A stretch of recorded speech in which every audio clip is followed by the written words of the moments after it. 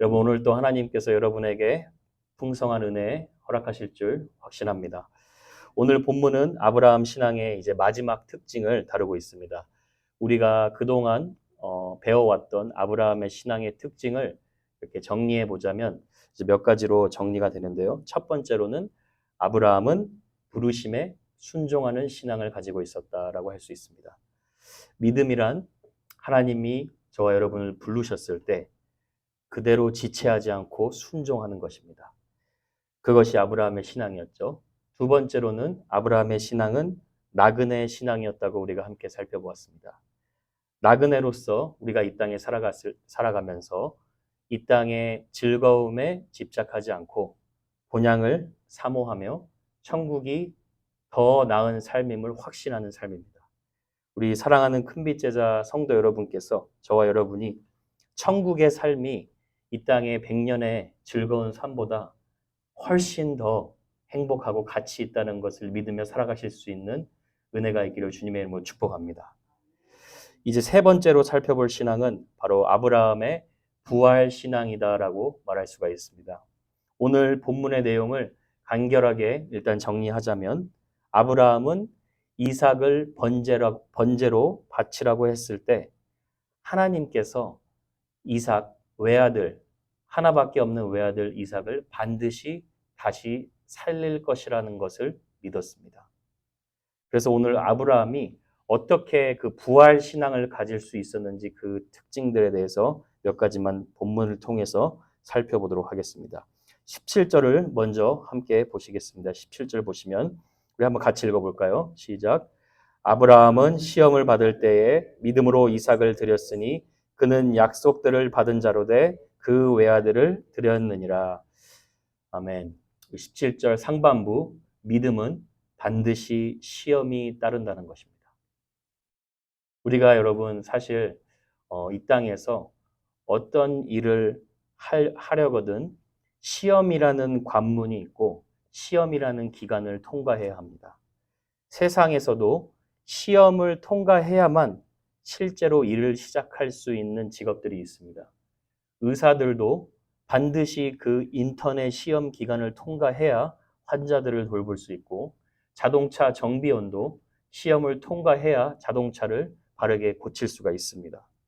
아브라함의 믿음도 사실 우리와 같이 연약한 믿음이었지만 다사다난한 각종 시련과 고난, 시험들을 통과한 불로 단련된 신앙이었습니다. 유대 전승에 의하면요. 아브라함의 신앙이 무려 인생에서 한 10번 정도로 아주 하나님께 큰 시험을 받았다고 성경은 말씀하고 있습니다. 그 중에서도 우리가 기억하는 대표적인 시험 중에 하나는 25년이나 기다린 후에 얻게 된 독생자 하나밖에 없는 아들 이삭을 번제로 바치라는 이런 엄청난 시험입니다. 그 시험을 아브라함이 받자마자 여러분 창세기에서 보면 어떻게 아브라함이 반응하셨는지 기억나십니까? 너 하나밖에 없는 아들 100세 얻었지만 그 아들 번제로 바쳐라 했을 때 아브라함이 이렇게 반응합니다. 창세기 22장 3절에 보면 아브라함이 아침에 일찍이 일어나 나귀의 안장을 지우고 두 종과 그의 아들 이삭을 데리고 번제에 쓸 나무를 쪼개어 가지고 떠나 하나님이 자기에게 일러주신 곳으로 가더니 아브라함은 하나님의 명령에 지체하지 않고 순종하여 여행을 떠났습니다. 그때 당시 아브라함이 어떤 생각을 한지는 정확히 모르지만 처음에 아브라함이 부르심을 받았을 때 순종한 것처럼 또다시 그대로 순종했다고 나와 있습니다. 근데 여러분 성경에는 기록되어 있지 않았는데요. 자신의 아내인 사라에게 이야기를 하지 않은 걸로 생각이 됩니다. 때로는 여러분 믿음의 가장으로 살아간다는 것이 좀 그렇게 외로운 길입니다.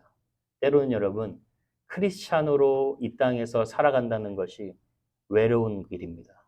왜냐하면 내 옆에 사람이 나의 삶을 온전히 이해해 주지 못할 때가 있기 때문입니다. 저는 여러분의 가족의 의견을 무시하면서 크리스찬의 삶을 살아야 된다고 얘기하는 것이 아닙니다. 때로는 가족들의 의견들보다도 하나님이 내 마음에 주신 말씀으로 확신할 수 있다면 그것이 우선순위란 것을 확실히 알고 외로운 여정의 싸움을 떠나야 합니다. 저는 저와 여러분이 하나님이 말씀을 통해 여러분 마음 가운데 확신을 주셨다면 그대로 실행에 옮기실 수 있는 축복이기를 축원합니다. 사실 그렇게 순종하는 것이 여러분의 가족에게도 가장 복된 일임을 믿습니다. 여러분, 아브라함이 이삭을 데리고 가면서 기분이 어땠는지 한번 생각해 보세요. 여러분이 지금 별로 와닿지 않으시죠? 여러분 사랑하는 아내, 사랑하는 남편, 하나님이 번제물로 드린다고 한번 생각해 보세요. 별의별 생각을 다 했을 것입니다. 아마 굉장히 우울했을 거예요. 그리고 아들을 뭐 태어났을 때 1살 때 드리라고 하는 것도 아니고 100세에 가지고 나서 15년이 지난 아들 10대 때 애착 관계가 완벽하게 형성된 그때 하나님은 아들을 번제로 바치라고 하십니다. 때로 하나님이 여러분, 저와 여러분에게 주시는 시험이 그렇다는 거예요. 우리의 머리로 전혀 이해가 되지 않는 시험을 하나님이 허락하십니다. 근데 여러분, 시험이 올 때 저와 여러분이 우리의 이성으로 이해하려고 하면 손해를 봅니다. 시험은 이해하라고 하나님이 주신 것이 아니라 믿음으로 통과하라고 우리에게 주신 것입니다. 시험을 통과하는 과정 가운데 어떤 일이 일어나냐면요. 우리의 논리와 우리의 이성을 초월하게 되는 일이 일어납니다. 이 말을 혹시나 오해해서 그리스도인들은 비이성적인 사람이라고 생각하지는 않기를 바랍니다. 왜냐하면 우리가 반드시 말씀의 지혜를 통해 논리적이고 이성적인 것이 그리스도인입니다. 그러나 여러분, 시험의 과정을 통해서 저와 여러분이 생각할 수 있는 것이 뭐냐면 이 과정을 통해서 우리는 우리의 자아가 죽는 그런 과정을 겪게 된다는 거예요. 도저히 우리의 힘으로는 이 시험을 통과할 수 없다는 것을 깨닫게 되며 주님 앞에 순종하며 나아간다는 것입니다. 그래서 여러분, 시험을 통과하는 과정은 어렵지만 사실 통과하는 방법은 굉장히 간단합니다. 시험을 통과하는 방법은 믿음이에요, 믿음. 하나님을 전적으로 신뢰하는 믿음입니다. 저는 이 아브라함이 시험을 통과하는 과정을 4가지 단어로 한번 묵상을 해봤습니다. 인간적인 아브라함의 모습까지 생각하면서 묵상해봤는데 이것이 아마 우리의 모습이지 않을까도 생각이 됩니다. 하나님이 시험을 주셨을 때 우리는 도대체 왜라고 질문합니다. 말도 안 되는 시험을 주셨을 때 도대체 왜라고 질문을 합니다. 근데 그래도 네라고 순종하며 나아갈 수 있는 것입니다. 도대체 왜라고 계속 반응하는 것은 우리의 이성과 우리의 머리로 이해하려고 할 때 도대체 왜라는 늪에 빠지게 됩니다. 그런데 도대체 왜와 그래도 내 사이에 현실의 장벽이 있지만 그것을 믿음으로 뚫고 나갈 때 우리는 시험을 통과할 수 있는 하나님의 은혜를 경험하게 됩니다. 그래서 여러분, 우리가 한 가지 기억해야 될 것이 있는데요. 말씀을 지식으로 아는 것에서 멈추는 것이 아니라 항상 말씀을 믿음으로 순종하며 반응하는 자리에까지 우리가 나아가야 될 줄로 믿습니다. 여러분, 저 한번 따라해 보세요. 도대체 왜? 그래도 네. 믿음이면 그 현실의 장벽을 간격을 메꾸는 거예요. 도대체 왜라고 질문하는 게 우리 인간적인 모습이지만 그래도 네라고 믿음으로 순종하며 나아갈 수 있을 줄 확신합니다. 두 번째로 왜 아브라함이 첫 번째로 제가 부활신앙은 시험을 피하지 않고 통과함으로 소유하게 되는 것이라고 말씀드렸고 두 번째는 부활신앙은 말씀을 항상 기억함으로 가질 수 있다는 것입니다. 18절을 보시면 이렇게 나와 있죠.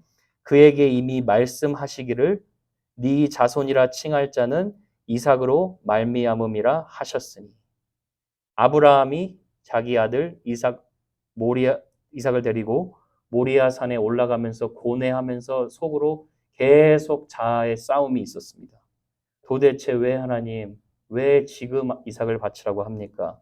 그러면서도 아브라함이 묵상했던 그 말씀의 약속은 99세 때 내가 반드시 너의 씨를 통해서 영원한 언약을 세울 것이다 그 말씀을 또 기억한 거예요.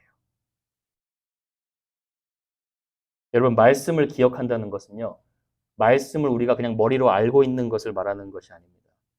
내 안에 불안함이 엄습해 올 때, 현실의 상황과 우리의 믿음의 반응이 너무나 간격이 넓을 때, 하나님의 말씀을 여러분 영혼에 선포하는 거예요.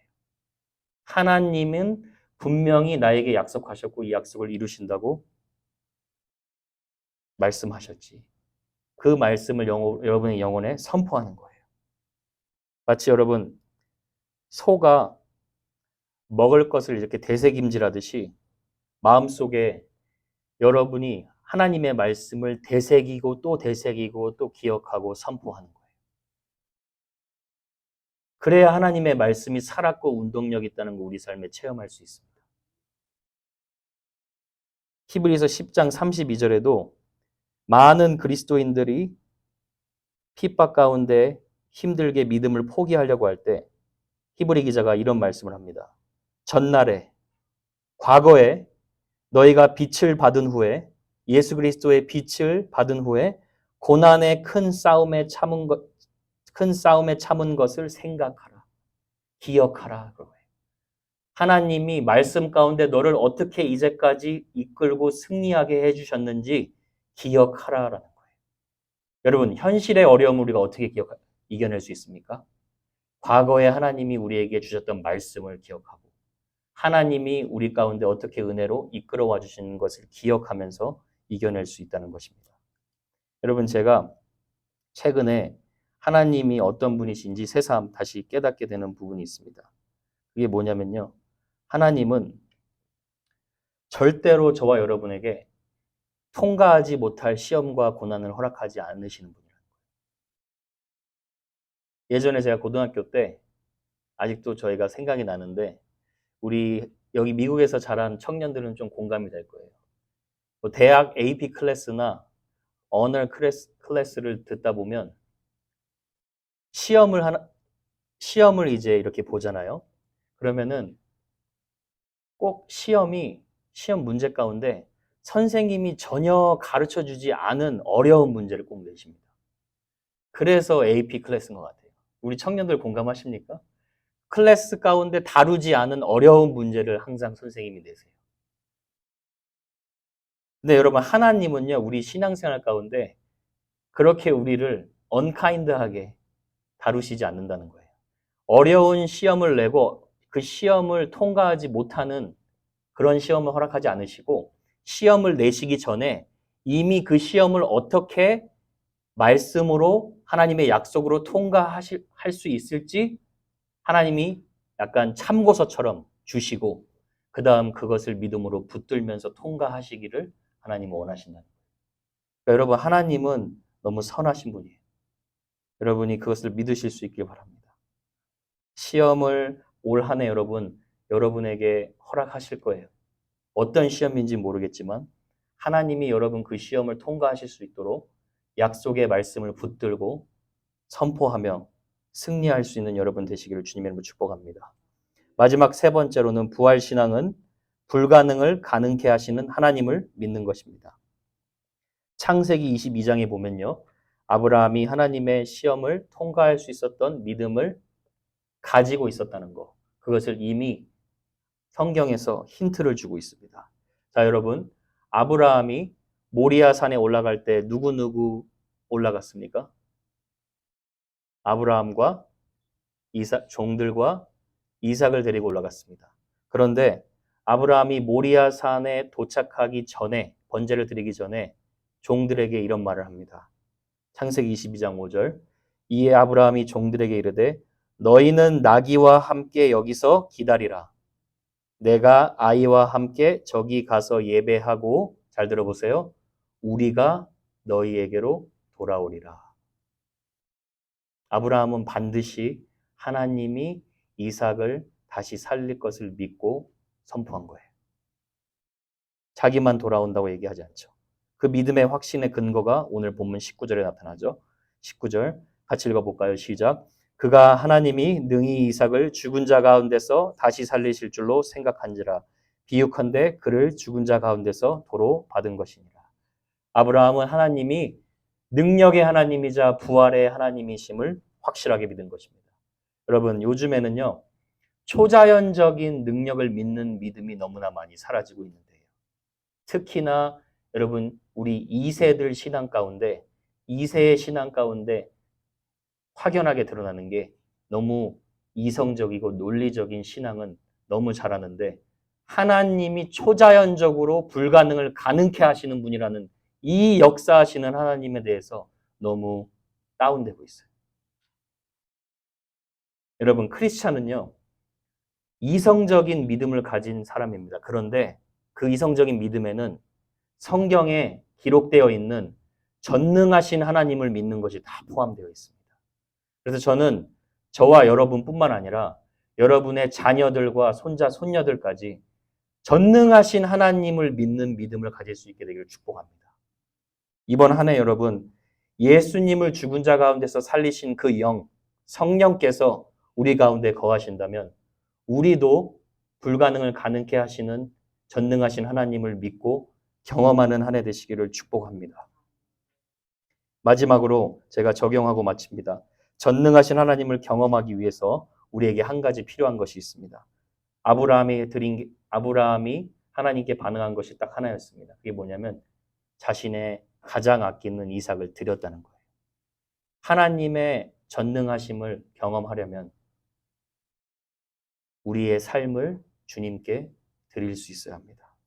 우리의 시간을 드릴 수 있어야 합니다. 우리의 물질도 드릴 수 있어야 합니다. 우리의 생각과 마음과 정성을 가장 최선을 주님께 드릴 수 있는 예배자가 되어야 합니다. 그래야 하나님께서 준비하신 가장 선하신 것을 경험하게 됩니다. 아브라함은 이삭을 드렸습니다. 그런데 하나님이 무엇을 준비하셨죠? 순양을 미리 준비해 놓으셨죠. 여러분, 순양이 의미하는 것이 무엇입니까?